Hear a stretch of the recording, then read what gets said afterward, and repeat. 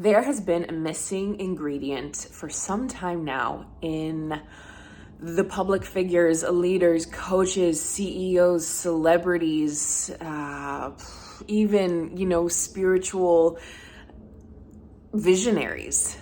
And that is one of, I want to see if you can guess it, congruency. Congruency.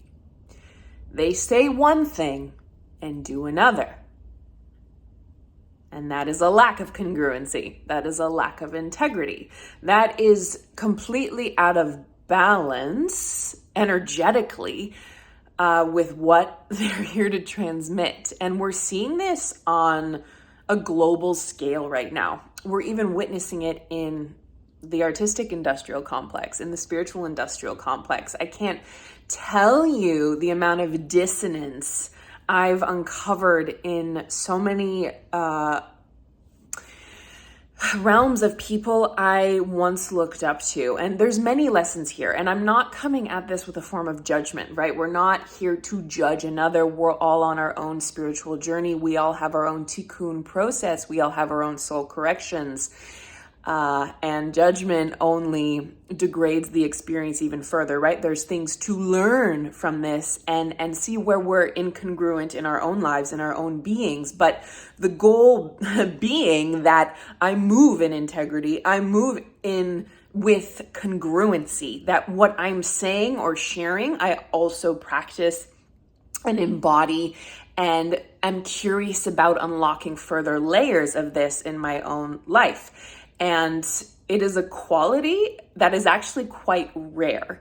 And it's a quality I strive for every day. Like, I'm never hiding the fact that I'm a messy human and I have breakdowns and I get angry and I get impatient and I get frustrated, but I'm also so insanely passionate and want to create and connect and make magic. Like, we have the free will to choose the light and the darkness. That is what the Creator bestowed us with, this free will to choose the light and the darkness. And I understand we're all in our own process, our own journey, our own path, our own divine timing. I'm not trying to shame that, but there's been an overwhelming amount of incongruency in our world. There's been an overwhelming amount of a lack of integrity, right? I've spoken about this before, of how so many leaders and teachers I look up to preach self-love and radical self-acceptance, and then they're going to get tons of plastic surgery. Now, I'm not saying this is what you do with your body, like bodily autonomy all the way, but there's a dissonance there for me. Radical self-acceptance means accepting the way I am, as I am, with maybe I have expression lines on my forehead, or maybe I have more gray hair, and maybe I do want to diet, maybe I don't want to diet, but what is the impulse of wanting to diet, right? Am I coming from a place of lack and needing approval, or is it a pure expression of like, ooh, what would like a baklajan, that's a Russian word, what would like the egg, aubergine, the French word, the eggplant color look like? Or what, I don't fully feel in total resonance of wanting to go fully gray right now. I feel really empowered to try a deep red or a purple or whatever it is, right? It's always the point of intention, but it really, it creates cracks in the vessel. And again, there's multiple lessons here. I think it's always important to, take what resonates with you from certain teachers and leaders and leave the rest, understanding that there is space between the wisdom of the teacher and the teacher itself, right? It's the age-old question.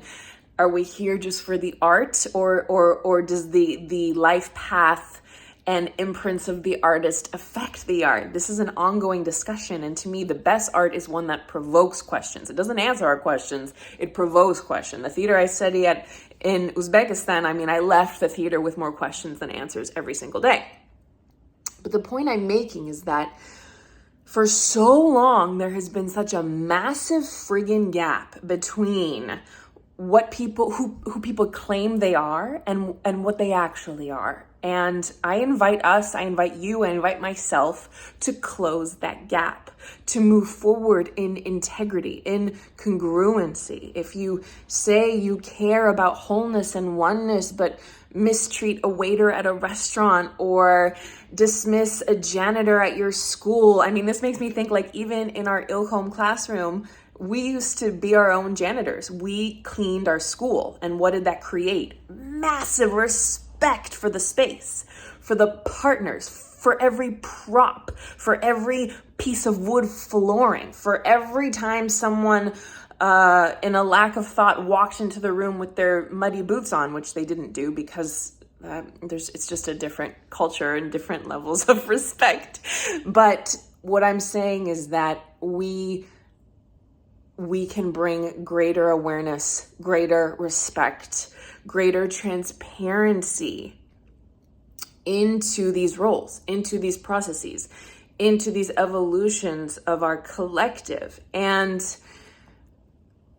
so much of the spiritual space is so focused on the self, for the self alone. And I want to honor that because yes, we do need to, for a lifetime of perhaps putting someone else's needs before your own or suppressing how you actually feel, right? Like there's a sense of like humble worthiness, right? We need that depth of worthiness. We need to know we are these magical creatures of creation. And at the same time, there's a collective web, there's a collective field that we're here to contribute to. And what Kabbalah shares so beautifully is that we're here to be like the creator. We're here to be givers. And I think that so many leaders and there's a shift happening, which is why I feel so called to speak about it. There's a shift happening. And so I hope this awakens a spark in you. This shift is happening where we are craving that congruency. We are craving that integrity. We are craving holistic and wholesome leaders and visionaries and creators and artists and celebrities and innovators of our time. So I know in this space, if you're in this space and watching this right now, I know you have big dreams. And with big dreams comes great struggles. And as you are moving towards and through and becoming the version of you to hold these big voltage of your dreams, I invite you to explore in your life where you're experiencing incongruency, where you're experiencing a lack of integrity, where there's a separation between who you say you are and how you actually are. And I also understand there's different parts of us, there's different versions of us in different situations, in different moments with different people. But what can we invite into our consciousness to close the gap?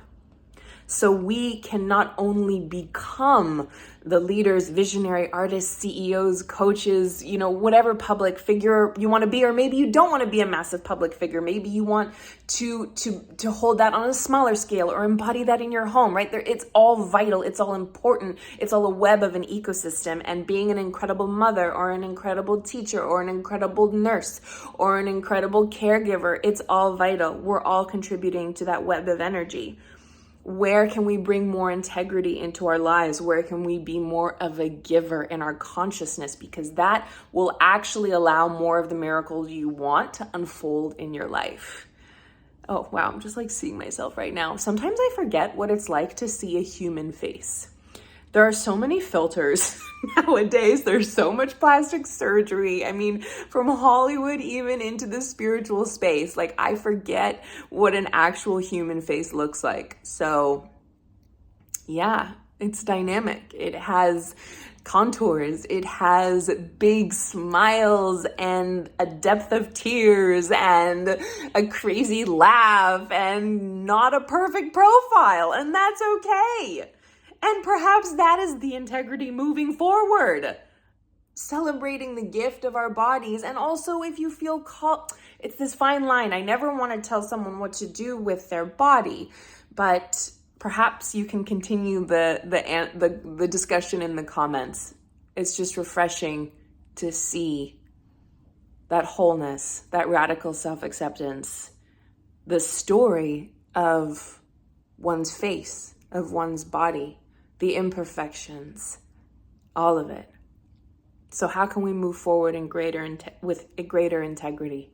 Meet me in the comments and share, because I don't have all the answers, but hopefully this provokes some radical questions that create some amazing awakenings in your life, in your consciousness, in your creativity. If you're new here, be sure to subscribe. We're building the ensemble. Welcome to the New Artistic Paradigm. And if this resonates, share it with a friend, give it a thumbs up, and I'll see you in the next video.